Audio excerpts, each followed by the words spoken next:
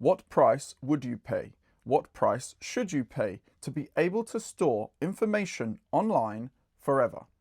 And what we mean by online is someone else's computer. And this is the debate right now happening in the Bitcoin community as to how much non-monetary information should or shouldn't be stored in the Bitcoin blockchain.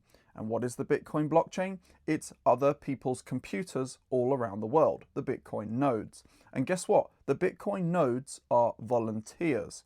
Bitcoin mining fragmented out into its own industry. Originally, people used to mine with their own laptop, and they had their own mining, producing their own blocks, earning their own Bitcoin, storing it in their own wallet. Running a wallet has fragmented into apps and platforms and now ETFs and all these sorts of things. Bitcoin mining, the computational energy intensive aspect of running a node, has fragmented into its own multi-billion-dollar industry. Energy and finance have fragmented out into these massive industries when it comes to Bitcoin. But guess what hasn't changed? The node running through the middle. And these volunteers, they're not paid to add Bitcoin blocks. They are simply storing the Bitcoin blockchain, because if we trusted one computer, we've got 100% trust in that one computer. That is centralization. But if we store that same transaction file of database monetary units updated by all the miners all around the world, and those updates are sent to all of the nodes of the network.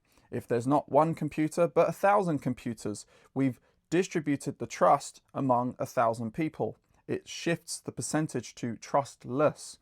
And it's not just 1,000 people, there's tens of thousands of Bitcoin nodes. And all of these different pieces I'm going to delve into in a much longer video, looking at the fact that Bitcoin nodes sit at the heart of the blocks-based unit of account market phenomena, which is people with Bitcoin paying to store transaction information and the Bitcoin miners being paid to update that blockchain and add that transaction information into the blockchain. But who sits in the middle between this market phenomena of energy and finance? It's the Bitcoin nodes, the volunteers. And if we impose more cost because of more data on the volunteers of the network, there might be less of them. More cost means less people. We can see it's happening with Bitcoin mining, that less and less people are able to mine relative to the technical, electrical, and financial frictions of actually getting into mining. The future of node running and keeping that cost low is fundamental to the success of Bitcoin as an energy-based data money. Thank you for listening, and I hope you enjoy.